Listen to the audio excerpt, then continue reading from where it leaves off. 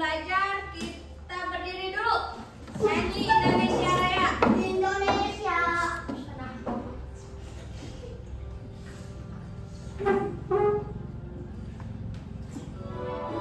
Mas lançamos para o prêmio Renania Next Level.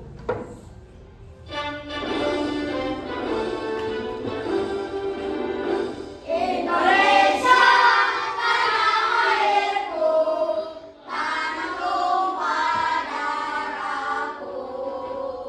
Di sanalah aku berdiri, dari pandu hidupku.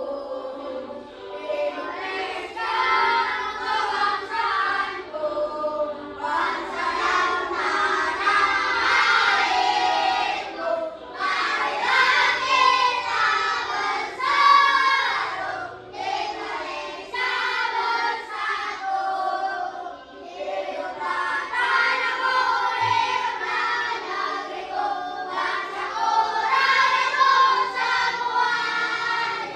Bangunlah jiwanya, bangunlah badannya, untuk Indonesia Raya. Indonesia Raya, merdeka, merdeka, tanahku, negeriku yang kuterima. Indonesia Raya, merdeka, merdeka, hiduplah Indonesia Raya. Indonesia Raya, merdeka, merdeka, tanahku, negeriku yang kuterima. Indonesia Raya, merdeka, merdeka, hiduplah Indonesia Raya. Oke, boleh duduk kembali. Selamat pagi hai muridku semua. Pagi, Selamat pagi hai muridku semua. pagi, Selamat pagi muridku. selamat pagi Bu Guru. Apa kabar hari ini? Hariku, pikiranku, keren, keren, keren. Alhamdulillah, luar biasa, Allahu Akbar. Oke, hari ini kalian bahagia? Bahagia. Perasaan kalian? Senang. Gembira? Sehat, sehat. Alhamdulillah. Yuk, kelas 5. Kami kelas 5, anak pintar, anak hebat, sopan santun, berprestasi. Kelas 5 pasti bisa. Yes, yes, yes. Oke, yuk. Hari ini gua akan bacakan capaian pembelajaran peserta didik mampu memahami permasalahan sederhana dalam kehidupan sehari-hari, menerapkan pemecahan masalah secara sistematis serta menuliskan instruksi logis dan terstruktur dan menggunakan kumpulan kosakata dan simbol. Coba siapa yang membacakan tujuan pembelajaran hari ini? Coba Sipa. Peserta didik belajar menemukan pola dari berbagai situasi agar dapat digunakan kembali. Peserta didik dapat memahami konsep berpikir komputasional. Nah, minggu kemarin kita belajar tentang apa? Dekomposisi. Masih ingat dekomposisi itu apa?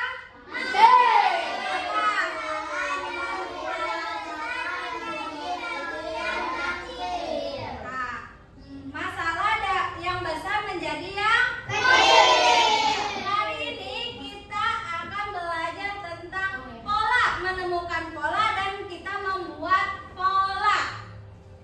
Kita materinya nih. Lihat ya. Tonton dulu. Nyambung sama kemarin ya.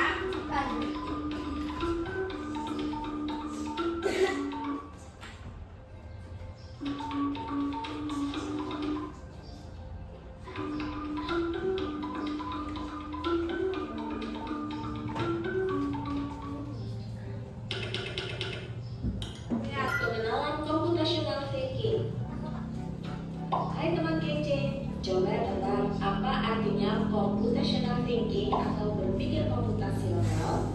Adakah yang bernama Juli dan melihat kata komputasional di sini? Jadi mungkin ada hubungannya dengan komputer ya? Iya, betul sekali. Jempol buat kamu yang sudah menebak dengan benar. Berpikir komputasional adalah proses berpikir untuk menyelesaikan masalah dengan efektif dan efisien. Dalam ilmu komputer, proses berpikir ini dilakukan sebelum mulai menulis coding atau pemrograman. Jika sudah direncanakan dengan baik, maka coding yang ditulis akan sesuai dengan kebutuhan dan dapat diselesaikan dengan cepat dan tepat. Tapi ternyata berpikir komputasional juga bisa dilakukan tanpa komputer dan tanpa internet loh. Malah sebenarnya kita pun sudah menerapkannya dalam kehidupan sehari-hari, mulai dari menggosok gigi, mencatat tugasan pelajaran, hingga menyiapkan tas untuk sekolah besok. Wah, kalau kita sudah bisa menerapkannya setiap hari, berarti kita semua sudah mahir dong. Belum tentu. Contoh-contoh tadi kan menerapkan berpikir komputasional pada masalah yang sederhana. Masih banyak nih masalah yang lebih kompleks, seperti misalnya mengatur keuangan bulanan, apa yang harus dilakukan kalau kamu tersesat di tempat baru, hingga memilih jurusan dan karir. Lalu yang lebih penting lagi, ketika kamu dewasa nanti, kamu akan menghadapi era industri 4 dan bahkan 5. Di sini kamu perlu kecepatan untuk memanfaatkan dunia digital, mulai dari mencari dan memilah informasi yang kamu perlukan, hingga menggunakan informasi itu untuk membuat keputusan penting dalam hidupmu. Menghadapi masalah kompleks kehidupan di masa sekarang dan masa depan ini mirip seperti merencanakan coding yang sudah dibahas sebelumnya. Kuncinya adalah memahami masalah dengan tuntas dan mencari cara menyelesaikan yang efektif dan efisien. Nah, kalau begitu, bagaimana agar kita bisa berpikir komputasional? Sekarang kita bahas ya, 4 landasan dari berpikir komputasional. Yang pertama, dekomposisi. Dekomposisi artinya membagi masalah kompleks ke bagian yang lebih kecil agar mudah diselesaikan. Misalnya, kamu ditunjuk jadi ketua panitia lomba 17-an. Maka, untuk memudahkan pelaksanaan, kamu bisa menunjuk panitia bagian acara, konsumsi, publikasi, keamanan, dan lainnya. Yang kedua, pengenalan pola. Artinya mencari kesamaan dan pola di antara bagian-bagian masalah kompleks yang sudah dipecah. Misalnya, kamu hendak melipat dan menyimpan jemuran di rumah, maka kamu perlu bisa mengenali jemuran milik ayah, ibu, kamu, adik, dan milik bersama seperti spray, handuk, dan lainnya. Ini karena jemuran-jemuran itu perlu disimpan di tempat yang berbeda. Yang ketiga, abstraksi. Artinya fokus pada informasi yang penting saja, mengabaikan detail yang tidak diperlukan. Misalnya, kamu hendak menceritakan pengalamanmu berwisata ke luar kota. Tentunya kamu mengalami banyak hal dari mulai berangkat di bus, berfoto bersama, makan di restoran, menginap di hotel, hingga perjalanan pulang. Tapi nggak mungkin kan kamu ceritakan semua kejadian dengan detail pada teman-temanmu. Pasti mereka bosan kalau kelamaan. Jadi kamu harus mencari beberapa kejadian yang menarik saja untuk diceritakan pada teman. Yang terakhir, algoritma. Artinya membuat langkah-langkah penyelesaian atau membuat aturan yang diikuti untuk menyelesaikan masalah. Misalnya kamu diberi daftar belanja di supermarket oleh ibu, ada minyak goreng, telur, roti, sayur, dan kopi. Lalu kamu harus buru-buru karena ibu sudah mau memasak dengan minyak goreng itu. Nah, kalau seperti ini, satu cara yang efisien misalnya mulai dengan mengambil barang yang paling dekat dari pintu masuk hingga terakhir yang paling dekat dengan kasir. Nah, itu dia 4 landasan berpikir komputasional yang perlu diterapkan untuk memecahkan masalah yang kompleks. Lalu berikutnya, apakah ada cara untuk mengasah kemampuan berpikir komputasional? Tentu ada. Selain bisa coba kamu terapkan ke masalah sehari-harimu, kamu bisa juga latihan soal untuk mengasahnya. Misalnya, gurumu akan memberikan soal-soal computational thinking di mata pelajaran matematika, bahasa Indonesia, dan IPAS dalam kurikulum mereka. Selain itu, kamu bisa Udah. Dari video ini, minggu kemarin kita belajar komposisi. Nah, Nah, minggu sekarang kita belajar tentang pola. Ikut tantangan bebas ini. Pentingnya berpikir komputasional itu membantu menyelesaikan masalah yang lebih mudah. Terus apa lagi? Baca bareng-bareng. Membantu membuat keputusan yang lebih baik. Mengajarkan cara berpikir yang Kreatif. dan terstruktur, membantu menghemat waktu yang lebih efisien dan membantu beradaptasi dengan teknologi. Terus tadi ada 4 elemen prinsip berpikir komputasional. Ada apa? Deposisi, terus pengenalan pola, terus abstrak dan algoritma. Ya, kalau deposisi memecahkan masalah kompleks yang menjadi bagian-bagian kecil, mudah dikelola dan mudah dipahami dengan yang sederhana. Contoh, membuat teh manis. Terus apa lagi tadi? Hah? Nasi goreng bisa. Kopi. Terus pengenalan pola mengidentifikasi kesamaan atau pola dalam berbagai masalah untuk menemukan solusi. Dari solusi yang diterapkan kembali, menemukan pola-pola yang dapat bisa digunakan kembali. Seperti tadi pakaian baju. Gimana caranya tadi? Menjemur, terus melipat, menggosok. Nah, seperti itu. Terus apa lagi? Dari bangun tidur. Kita bangun tidur apa? Mandi. Terus menggosok gigi. Terus membereskan rumah. Abstrak, menyaring informasi yang tidak relevan dan hanya mengambil bagian yang penting untuk menyelesaikan masalah. Fokus pada informasi penting dan menyaring yang detail yang tidak relevan. Kartu berisi deskripsi benda atau tempat tanpa menyebutkan nama. Berarti yang tadi Kesamaan atau pola dalam berbagai permasalahan untuk menemukan solusi yang dapat diterapkan kembali membuat pola yang misalkan yang dapat dari contohnya kartu gambar, pola abstrak, pola bentuk. Terus dalam kehidupan sehari-hari polanya tadi bangun tidur. Kalau mandi harus gosok gigi pakai sabun terus. Pakai sampo terus. Pakai sabun terus langsung pakai baju. Terus sarapan baru berangkat sekolah. Terus kalau malam kamu menyiapkan buku dulu. Terus lihat jadwal pelajaran dimasukkan ke masuk pola. Terus abstraksi apa? Menyaring informasi yang tidak relevan dan tidak hanya mengambil bagian penting untuk menyelesaikan masalah. Contohnya kamu dari rumah ke sekolah kamu melewati apa aja? Jauh. Terus yang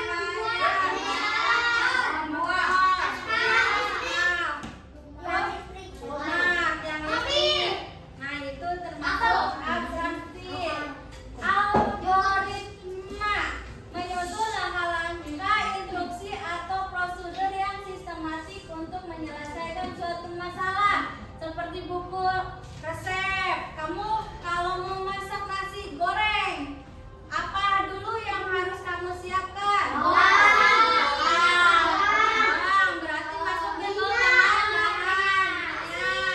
Nasi. Terus bahannya kawali. Langsung baru goreng dimakan.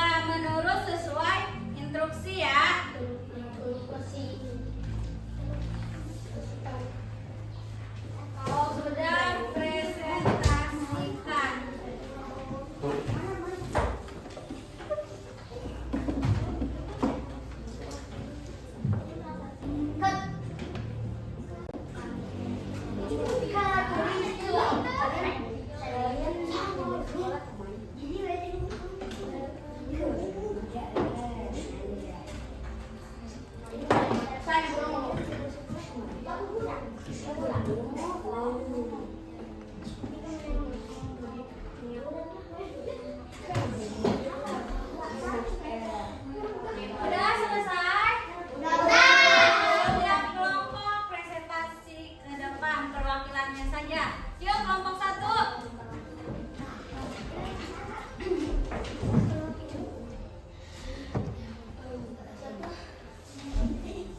Kami dari kelompok 1. Lihatkan ininya. Kami dari kelompok 3. Jelaskan. Nih nama 1 warna apa ini? Nama ungu warna Merah. Dengan kode angkanya merah. terus Kode angka 4. Orange dengan kode angka 8. Pink dengan kode angka 9. Nomor 2 kuning dengan angka 5.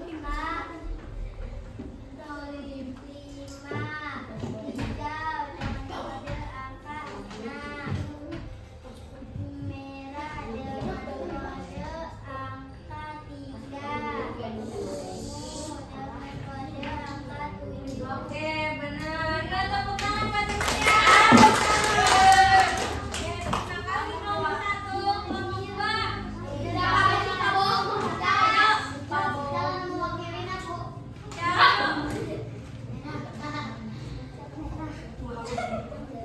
Dari kelompok berapa? 2. Kami dari kelompok 2. Terus ini apa? Gambar apa aja? Lingkaran, kotak, segi empat. Terus lingkaran segi 4. Isinya segi 4. Terus lingkaran segi 4. Yang kedua segitiga hati. Segitiga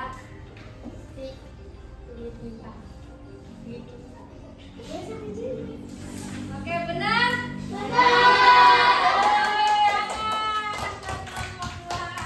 Kelompok 3.